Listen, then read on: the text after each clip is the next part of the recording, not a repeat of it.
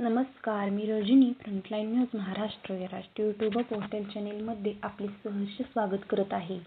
इचलकरंजी येथील शहापूर पोलीस ठाण्याच्या हद्दीत पोलिसांनी अंमली पदार्थांविरोधात मोठी कारवाई करत सुमारे 30 लाखांहून अधिक किमतीचा मेफेड्रॉन एमडी ड्रग्ज साठा जप्त केला. या प्रकरणी एका संशयित आरोपीला अटक करण्यात आली असून पुढील तपास सुरू आहे. शिरोळ तालुक्यातील यड्राव येथील प्रियदर्शनी हाऊसिंग सोसायटीमध्ये राहणारा मनीष रामविलास नागोरी वय वर्ष 36 याच्या घरावर आणि अपार्टमेंट पार्किंग परिसरात शहापूर पोलिसांनी छापा टाकला. या कारवाईदरम्यान आरोपीच्या ताब्यातून 865 ग्रॅम मेफेड्रॉन एमडी अंमली पदार्थ जप्त करण्यात आला. या अंमली पदार्थाची बाजारातील किंमत सुमारे 25,95,000 रुपये असल्याचे पोलिसांनी सांगितले.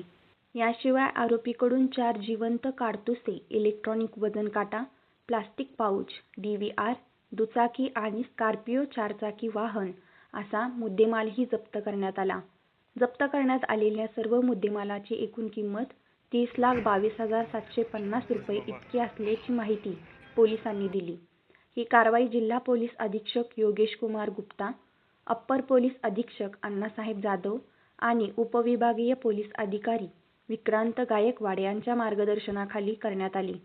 या कारवाईत पोलीस निरीक्षक सचिन सूर्यवंशी व त्यांच्या पथकाने सहभाग घेतला. या प्रकरणी संबंधित आरोपी विरुद्ध गुन्हा दाखल करण्यात आला असून पुढील तपास महावीर कुटे करीत आहेत.